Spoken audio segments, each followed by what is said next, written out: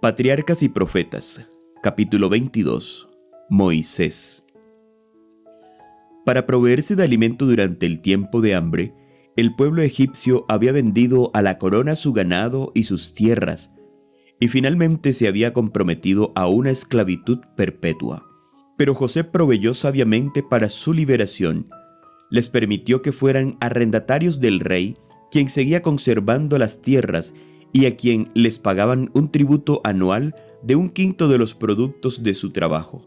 Pero los hijos de Jacob no necesitaban someterse a semejantes condiciones.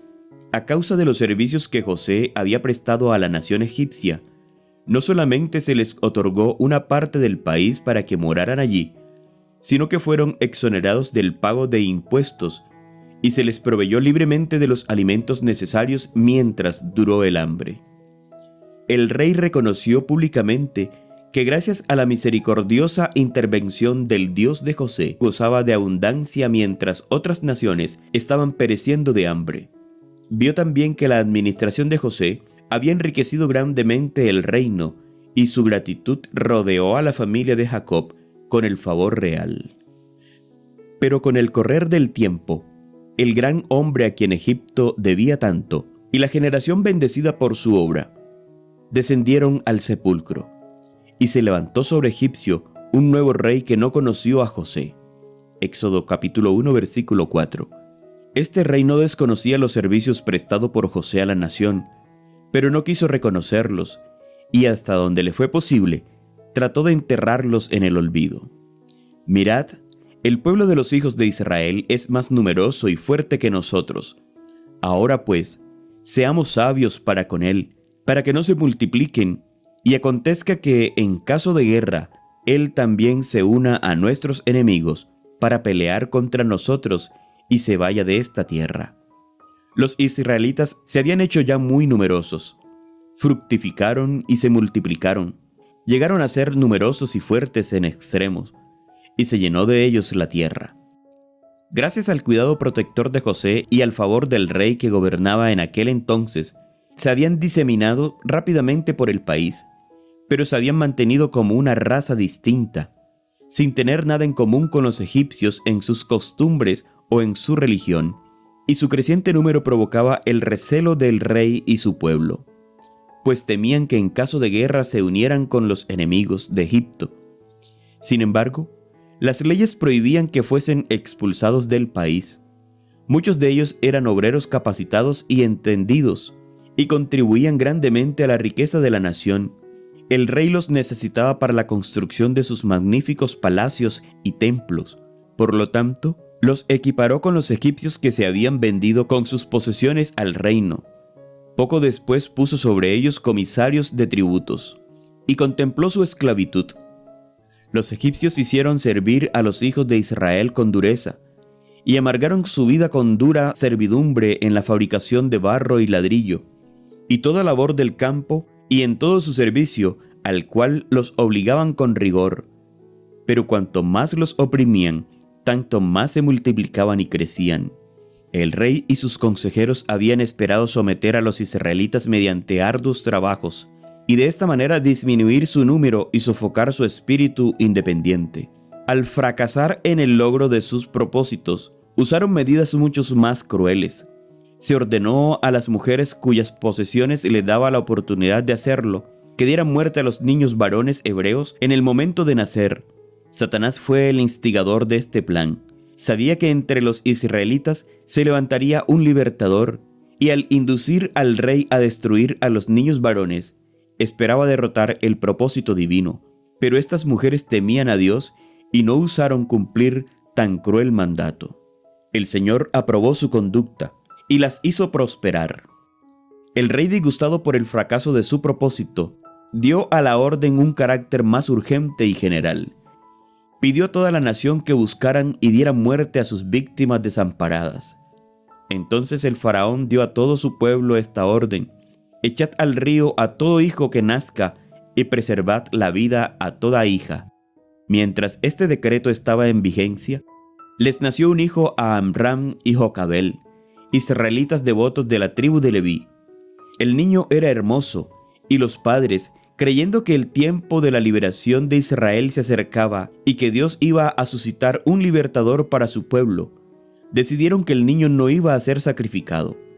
La fe en Dios fortaleció sus corazones y no temieron el mandamiento del rey. La madre logró ocultar al niño durante 3 meses. Entonces, viendo que ya no podía esconderlo con seguridad, preparó una arquilla de juncos, la impermeabilizó con brea y asfalto y colocó al niño en ella y la depositó en un carrizal de la orilla del río. No se atrevió a permanecer allí para cuidarla ella misma, por temor a que se perdiera tanto la vida del niño como la suya. Pero María, la hermana del niño, quedó allí cerca, aparentando indiferencia, pero vigilando ansiosamente para ver qué sería de su hermanito. Y habían otros observadores.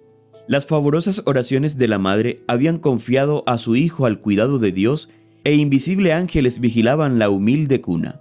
Ellos dirigieron a las hijas del faraón hacia aquel sitio. La arquilla llamó su atención y cuando vio al hermoso niño, una sola mirada le bastó para leer su historia. Las lágrimas del pequeño despertaron su compasión y se conmovió al pensar en la desconocida madre que había apelado a este medio para preservar la vida de su precioso hijo. Decidió salvarlo y adoptarlo como hijo suyo. María había estado observando secretamente todos los movimientos, así que viendo que trataban al niño tiernamente, se aventuró a acercarse y por último preguntó a la princesa: ¿Iré a llamarte a una ama de las hebreas para que te críe este niño? Se le autorizó que lo hiciera. La hermana se apresuró a llevar a su madre la feliz noticia, y sin tardanza se presentó con ella ante la hija del faraón. «Llévate este niño y críamelo. Yo te lo pagaré», dijo la princesa. Dios había oído las oraciones de la madre. Su fe fue premiada. Con profunda gratitud emprendió su tarea, que ahora no entrañaba peligro. Aprovechó fielmente la oportunidad de educar a su hijo para Dios. Estaba segura de que había sido preservado para una gran obra y sabía que pronto debería entregarlo a su madre adoptiva. Y sería rodeado de influencias que tenderían a apartarlo de Dios. Todo esto la hizo más diligente y cuidadosa en su instrucción que en las de sus otros hijos. Trató de inculcarle la reverencia a Dios y el amor a la verdad y a la justicia, y oró fervorosamente que fuera preservado de toda influencia corruptora. Le mostró la insensatez y el pecado de la idolatría, y desde muy temprana edad le enseñó a postrarse a orar al Dios viviente, el único que podía oírlo y ayudarlo en cualquier emergencia. La madre retuvo a Moisés tanto tiempo como pudo, pero se vio obligada a entregarlo cuando tenía como 12 años de edad. De su humilde cabaña fue llevado al palacio real, y la hija del faraón lo prohijó. Pero en Moisés no se borraron las impresiones que había recibido en su niñez. No podía olvidar las lecciones que aprendió junto a su madre. Le fueron un escudo contra el orgullo, la incredulidad y los vicios que florecían en medio del esplendor de la corte. Cuán grande había sido en sus resultados la influencia de aquella mujer hebrea, a pesar de ser una esclava desterrada. Toda la vida de Moisés y la gran misión que cumplió como caudillo de Israel dan fe de la importancia de la obra de una madre piadosa. Ninguna otra tarea puede igualar a esta. En un grado sumo, la madre moldea con sus manos el destino de sus hijos, influye en las mentes y los caracteres, y trabaja no solamente para el presente, sino también para la eternidad. Siembra la semilla que germinará y dará fruto, ya sea para bien o para mal. La madre no tiene que pintar una forma bella sobre un lienzo, ni cincelarla en un mármol, sino que tiene que grabar la imagen divina en el alma humana. Muy especialmente durante los años tiernos de los hijos, descansa sobre ella la responsabilidad de formar su carácter. Las impresiones que en este tiempo se hacen sobre sus mentes, que están en proceso de desarrollo, permanecen a través de toda su vida. Los padres deben dirigir la instrucción y la educación de sus hijos mientras son niños, con el propósito de que sean piadosos. Son puestos bajo nuestro cuidado para que los eduquemos, no como herederos del trono de un imperio terrenal, sino como reyes para Dios, que han de reinar a través de las edades eternas. Toda madre debe comprender que su tiempo no tiene precio. Su obra ha de probarse en el solemne día de la rendición de cuentas. Entonces se hallará que muchos fracasos y crímenes de los hombres y mujeres fueron resultado de la ignorancia y negligencia de quienes debieron haber guiado sus pies infantiles por el camino recto. Entonces se hallará que muchos de los que beneficiaron al mundo con la luz del genio, la verdad y santidad, recibieron de una madre cristiana y piadosa los principios que fueron la fuente de su influencia y éxito. En la corte del faraón, Moisés recibió la más alta educación civil y militar. El monarca había decidido hacer de su reino adoptivo el sucesor del trono, y el joven fue educado para esa alta posición. Moisés fue instruido en toda la sabiduría de los egipcios, y era poderoso en sus palabras y obras. Hechos capítulo 7, versículo 22. Su capacidad como caudillo militar lo convirtió en el favorito del ejército egipcio, y la mayoría lo consideraba como un personaje notable. Satanás había sido derrotado en sus propósitos. El mismo decreto que condenaba a muerte a los niños hebreos había sido usado por Dios para educar y adiestrar al futuro caudillo de su pueblo. A los ancianos de Israel le comunicaron los ángeles que la época de su liberación se acercaba y que Moisés era el hombre que Dios emplearía para realizar esta obra. Los ángeles también instruyeron a Moisés, diciéndole que Jehová lo había elegido para poner fin a la servidumbre de su pueblo. Suponiendo Moisés que los hebreos habían de obtener su libertad mediante la fuerza de las armas, esperaba dirigir los ejércitos hebreos contra los ejércitos egipcios, y teniendo esto en cuenta, fue cuidadoso con sus afectos, para evitar que por apego a su madre adoptiva o al faraón no se sintiera libre para hacer la voluntad de Dios. De conformidad con las leyes de Egipto, todos los que ocupaban el trono de los faraones debían llegar a ser miembro de la casta sacerdotal, y Moisés, como presunto heredero, debía ser iniciado en los misterios de la religión nacional. Se responsabilizó de esto a los sacerdotes, pero aunque era celoso e incansable estudiante, no pudieron inducirlo a la adoración de los dioses. Fue amenazado con perder la corona y se le advirtió que sería desheredada por la princesa si insistía en su apego a la fe hebrea. Pero permaneció inconmovible en su determinación de no rendir homenaje a otro Dios que no sea el creador del cielo y de la tierra.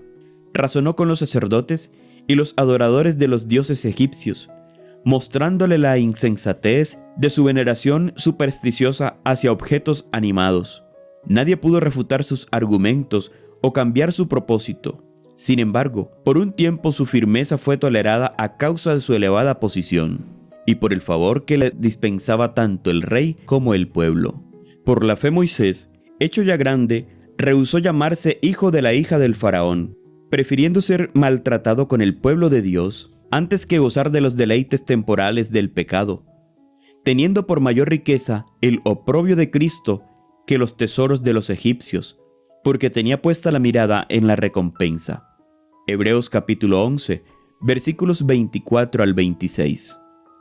Moisés estaba capacitado para destacarse entre los grandes de la tierra, para brillar en las cortes del reino más glorioso y para empuñar el cetro de su poder.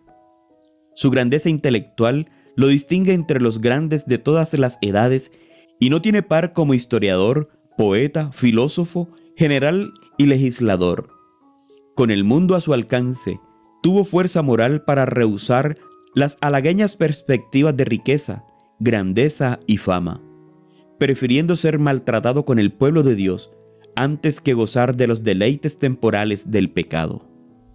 Moisés había sido instruido tocante al galardón final que será dado a los humildes y obedientes siervos de Dios, y a comparación con el cual la ganancia mundanal se hundía en su propia insignificancia. El magnífico palacio del faraón y el trono del monarca fueron ofrecidos a Moisés para seducirlo, pero él sabía que los placeres pecaminosos que hacen a los hombres olvidarse de Dios imperaban en sus cortes señoriales. Vio más allá del esplendoroso palacio, más allá de la corona de un monarca, los altos honores que se otorgarían a los santos del Altísimo en un reino que no tendría mancha de pecado. vio por la fe una corona imperecedera que el Rey del cielo colocará en la frente del vencedor. Esta fe lo indujo a apartarse de los señores de esta tierra y a unirse con la nación humilde, pobre y despreciada que había preferido obedecer a Dios antes que servir al pueblo. Moisés permaneció en la corte hasta los 40 años de edad. Con frecuencia pensaba en la abyecta condición de su pueblo y visitaba a sus hermanos sujetos a servidumbre y los animaba con la seguridad de que Dios obraría su liberación. A menudo, provocado al resentimiento por las escenas de injusticia y opresión que veía, anhelaba vengar sus males. Un día, en una de sus visitas, al ver que un egipcio golpeaba a un israelita, se arrojó sobre aquél y lo mató. No hubo testigo del hecho, excepto el israelita, y Moisés sepultó inmediatamente el cuerpo en la arena, habiendo demostrado que estaba listo para apoyar la causa de su pueblo. Esperaba verlo levantarse para recobrar su libertad. Él pensaba que sus hermanos comprendían que Dios le daría libertad por mano suya, pero ellos no lo habían entendido así. Hechos capítulo 7, versículo 25. Aún no estaban preparados para la libertad. Al siguiente día Moisés vio a dos hebreos que reñían entre sí. Uno de ellos era evidentemente culpable. Moisés lo reprendió y el hombre oponiéndosele le negó el derecho a intervenir y lo acusó así vilmente de un crimen. ¿Quién te ha puesto a ti por príncipe y juez sobre nosotros? ¿Piensas matarme como mataste al egipcio? Todo el asunto, exagerando en sumo grado, se supo rápidamente entre los egipcios y hasta llegó a oídos del faraón.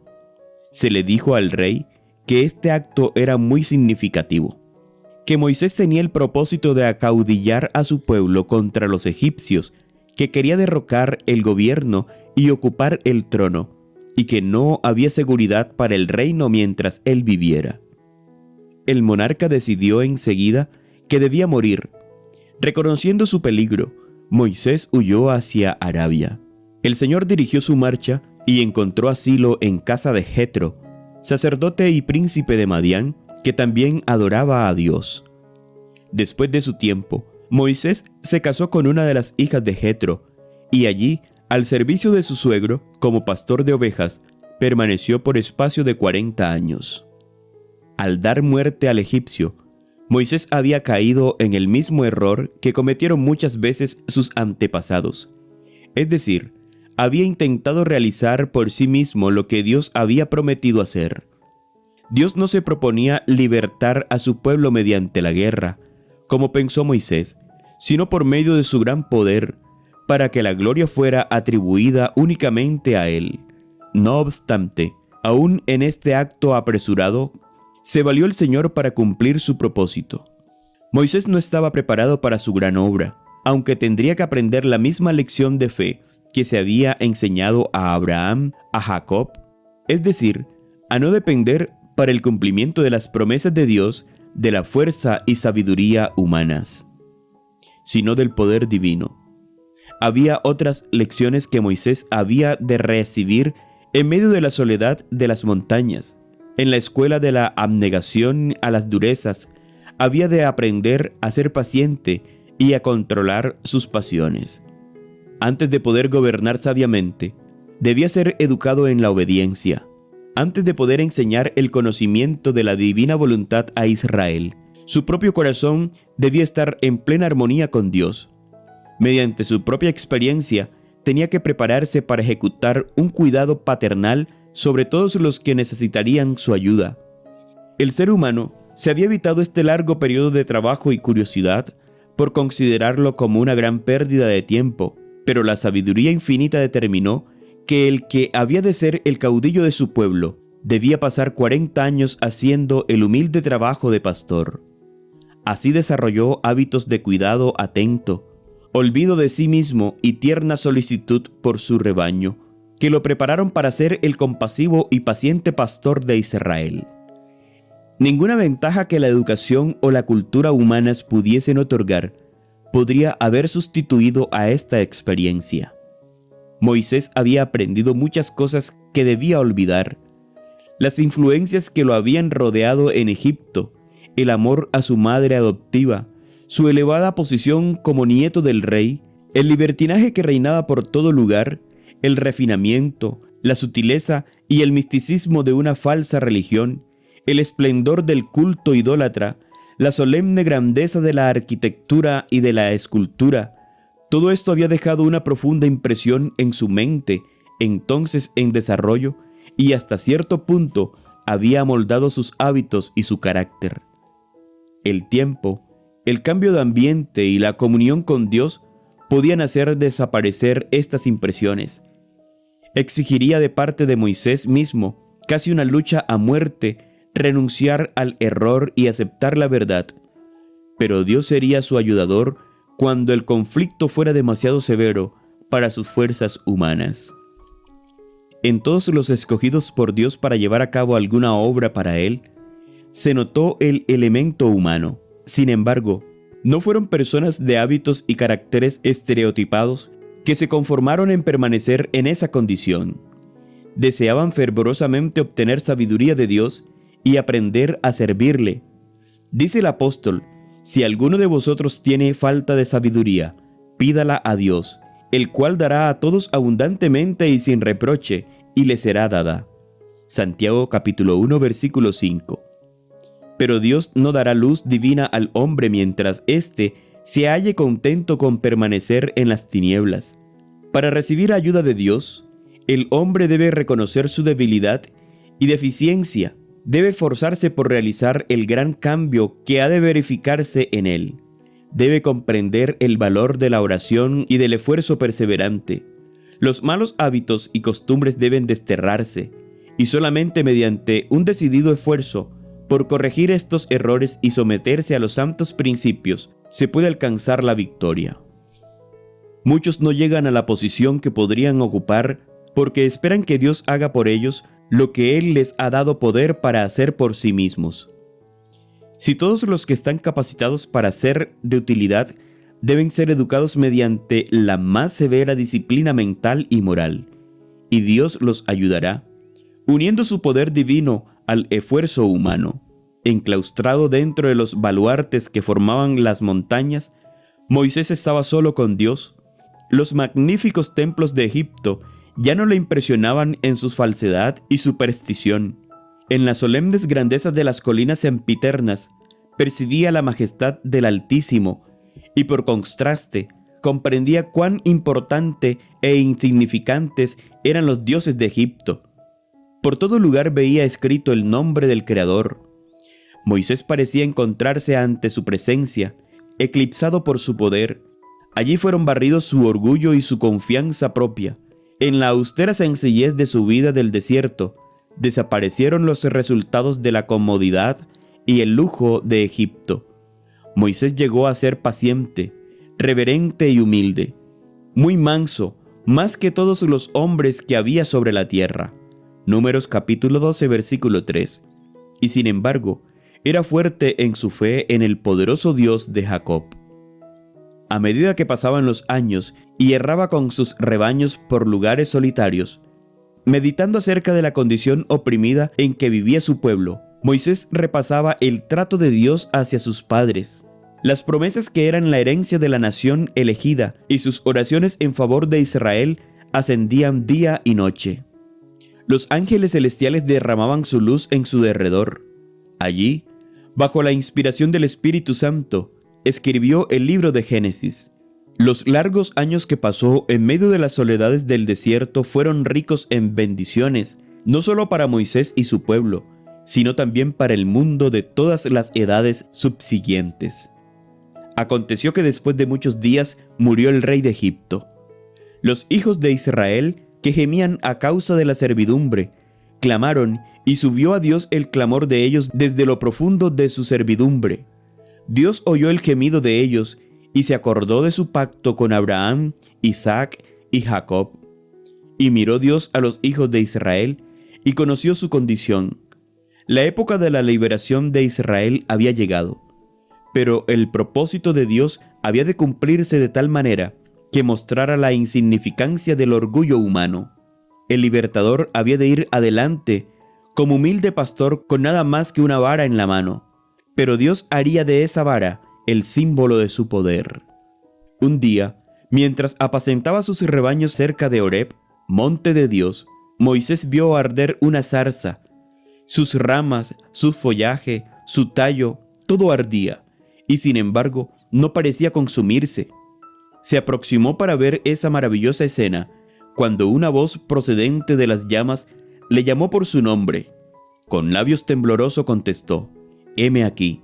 Se le amonestó a no acercarse irreverentemente. «Quita el calzado de tus pies, porque el lugar en que tú estás, tierra santa es. Yo soy el Dios de tu padre, el Dios de Abraham, el Dios de Isaac y el Dios de Jacob». Era el que, como ángel del pacto, se había revelado a los padres en épocas pasadas. Entonces Moisés cubrió su rostro, porque tuvo miedo de mirar a Dios. La humildad y la reverencia deben caracterizar el comportamiento de todos los que se acercan a la presencia de Dios. En el nombre de Jesús podemos acercarnos a Él con confianza, pero no debemos hacerlo con la osadía de la presunción, como si el Señor estuviera al mismo nivel que nosotros. Algunos se dirigen al Dios grande, todopoderoso y santo, que habita en luz inaccesible, como si se dirigieran a un igual o a un inferior. Hay quienes se comportan en la casa de Dios como no se atreverían a hacerlo en la sala de audiencia de un soberano terrenal.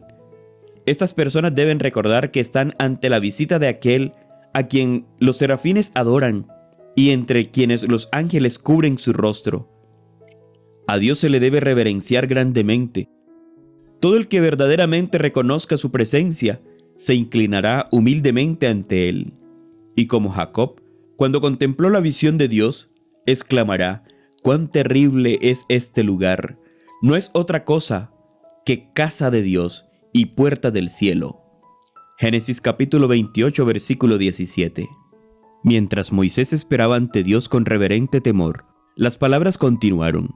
Dijo luego Jehová: «Bien he visto la aflicción de mi pueblo que está en Egipto, y he oído su clamor a causa de sus opresores, pues he conocido sus angustias. Por eso he descendido para librarlos de mano de los egipcios y sacarlos de aquella tierra, a una tierra buena y ancha, a una tierra que fluye leche y miel». El clamor, pues, de los hijos de Israel ha llegado ante mí, y también he visto la opresión con que los egipcios los oprimen. Ven, por tanto, ahora, y te enviaré al faraón para que saques de Egipto a mi pueblo, a los hijos de Israel. Sorprendido y asustado con este mandato, Moisés retrocedió y dijo: «¿Quién soy yo para que vaya al faraón y saque de Egipto a los hijos de Israel?». La respuesta fue: «Yo estaré contigo, y esto te será por señal de que yo te he enviado. Cuando hayas sacado de Egipto al pueblo, serviréis a Dios sobre este monte». Moisés pensó en las dificultades que había de encontrar en la ceguera, la ignorancia y la incredulidad de su pueblo, entre el cual muchos casi no conocían a Dios. Dijo: «Si voy a los hijos de Israel y les digo: Jehová, el Dios de vuestros padres, me ha enviado a vosotros, me preguntarán: ¿cuál es su nombre? Entonces, ¿qué les responderé?». La respuesta fue: «Yo soy el que soy». Así dirás a los israelitas: «Yo soy, me ha enviado a vosotros». Se le ordenó a Moisés que reuniera primero a los ancianos de Israel, a los más nobles, rectos de entre ellos, a los que habían lamentado durante mucho tiempo su servidumbre, y que les declarara el mensaje de Dios, con la promesa de la liberación. Después habría de ir con los ancianos ante el rey y decirle: «Jehová, el Dios de los hebreos, se nos ha manifestado. Por lo tanto, nosotros iremos ahora 3 días de camino por el desierto a ofrecer sacrificio a Jehová, nuestro Dios». A Moisés se le había prevenido de que el faraón se opondría a las súplicas de permitir la salida de Israel. Sin embargo, el ánimo del siervo de Dios no debía decaer, porque el Señor haría de esta una ocasión para manifestar su poder ante los egipcios y ante su pueblo. Pero yo extenderé mi mano y heriré a Egipto con todas las maravillas que obraré en el país, y entonces os dejará ir. También se le dieron instrucciones acerca de las medidas que debía tomar para el viaje. El Señor declaró: yo haré que este pueblo halle gracia a los ojos de los egipcios, para que cuando salgáis no vayáis con las manos vacías, sino que cada mujer pedirá a su vecina y a la que se hospeda en su casa alhajas de plata, alhajas de oro y vestidos. Los egipcios se habían enriquecido mediante el trabajo exigido injustamente a los israelitas, y como éstos habían de emprender su viaje hacia su nueva morada, era justo que reclamaran la remuneración de sus años de trabajo. Por lo tanto, habían de pedir artículos de valor que pudieran transportarse fácilmente, y Dios les daría favor entre los egipcios. Los poderosos milagros realizados para su liberación iban a infundir terror entre los opresores, de tal manera que lo solicitado por los siervos sería otorgado. Moisés veía ante sí mismo dificultades que le parecían insalvables. ¿Qué prueba podía dar a su pueblo que realmente iba como enviado de Dios? Ellos no me creerán, ni oirán mi voz, pues dirán: ¿no se te ha aparecido Jehová? Entonces Dios le dio una evidencia que apelaba a sus propios sentidos. Le dijo que arrojara su vara al suelo. Al hacerlo, se convirtió en una culebra, y Moisés huía de ella. Dios le ordenó que la tomara, y en su mano volvió a ser vara. Le mandó que pusiese su mano en su seno. Obedeció, y vio que su mano estaba leprosa como la nieve. Cuando le dijo que volviera a ponerla en su seno, al sacarla encontró que se había vuelto de nuevo como la otra. Mediante estas señales, el Señor aseguró a Moisés que su propio pueblo, así como también al faraón, se convencerían de que uno más poderoso que el rey de Egipto se manifestaba entre ellos. Pero el siervo de Dios todavía estaba anonadado por la obra extraña y maravillosa que se le pedía que hiciera. Acongojado y temeroso, alegó como excusa su falta de elocuencia. Dijo: «Ay, Señor, nunca he sido hombre de fácil palabra, ni antes ni desde que tú hablas con tu siervo, porque soy tardo en el habla y torpe de lengua. Había estado tanto tiempo alejado de los egipcios que ya no tenía un conocimiento claro de su idioma, ni lo usaba con soltura como cuando estaba entre ellos». El Señor le dijo: «¿Quién dio la boca al hombre? ¿No soy yo Jehová?». Y se le volvió a asegurar la ayuda divina. «Ahora pues ve, que yo estaré en tu boca, y te enseñaré lo que has de hablar». Pero Moisés insistió en que escogiera a una persona más competente. Estas excusas procedían al principio de su humildad y timidez, pero una vez más que el Señor le hubo prometido quitar todas las dificultades y darle éxito, toda evasiva o queja referente a su falta de preparación demostraba falta de confianza en Dios. Entrañaba un temor de que Dios no tuviera capacidad para prepararlo para la gran obra a la cual lo había llamado, o que había cometido un error en la selección del hombre. Dios le indicó a Moisés que se uniera a su hermano mayor, Aarón, quien, debido a que había estado usando diariamente la lengua egipcia, podía hablarla perfectamente. Se le dijo que Aarón vendría a su encuentro. Las siguientes palabras del Señor fueron una orden perentoria: «Tú le hablarás y pondrás en su boca las palabras, y yo estaré en tu boca y en la suya. Y os enseñaré lo que habéis de hacer. Él hablará por ti al pueblo. Será como tu boca, y tú ocuparás para él el lugar de Dios, y tomarás en tu mano esta vara, con la cual harás las señales». Moisés no pudo ponerse más, pues todo fundamento para la excusa había desaparecido. El mandato divino halló a Moisés sin confianza en sí mismo, tardo para hablar y tímido. Estaba abrumado con el sentimiento de su incapacidad para ser el portavoz de Dios ante Israel. Pero una vez aceptada la tarea, la emprendió de todo corazón, poniendo toda su confianza en el Señor. La grandeza de su misión exigía que ejercitara las mejores facultades de su mente.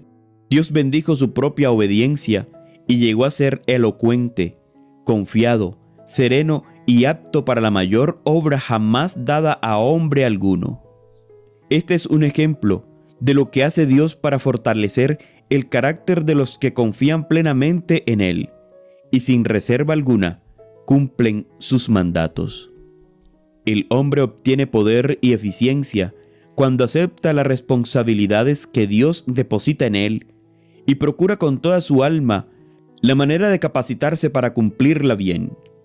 Por humilde que sea su posición o por limitada que sea su habilidad, el tal logrará verdadera grandeza si, confiando en la fortaleza divina, procura realizar su obra con fidelidad.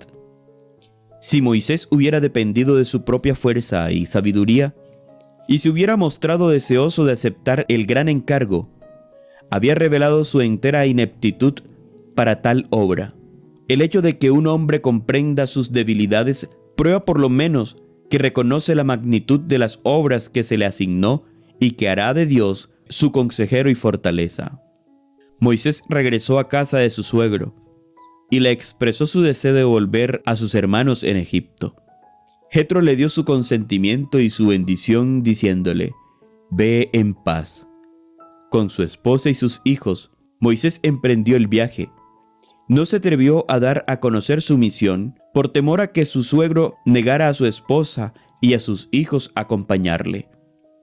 Pero antes de la llegada a Egipto, Moisés mismo pensó que para la seguridad de ellos convenía hacerlos regresar a su morada en Madián.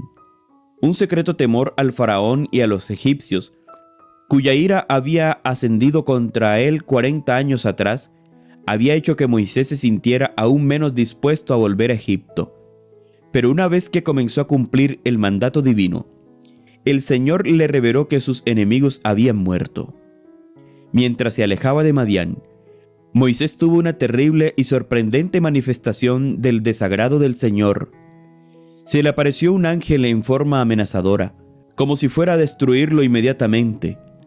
No le dio ninguna explicación, pero Moisés se recordó que había desdeñado uno de los requerimientos de Dios y, cediendo a la persuasión de su esposa, había dejado de cumplir el rito de la circuncisión en su hijo menor. No había cumplido con la condición que podía dar a su hijo el derecho de recibir las bendiciones del pacto de Dios con Israel, y tal descuido de parte del jefe elegido no podía menos que menoscabar ante el pueblo la fuerza de los preceptos divinos. Séfora, temiendo que su esposo moriría, realizó ella misma el rito, y entonces el ángel permitió a Moisés continuar la marcha. En su misión ante el faraón, Moisés iba a exponer ante un gran peligro. Su vida podría conservarse únicamente mediante la protección de los santos ángeles, pero no estaría seguro mientras tuviera un deber conocido sin cumplir, pues los ángeles de Dios no podrían protegerlo.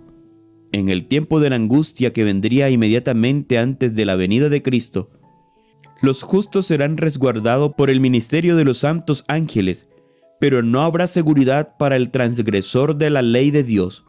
Los ángeles no podrán entonces proteger a los que están menospreciando uno de los preceptos divinos.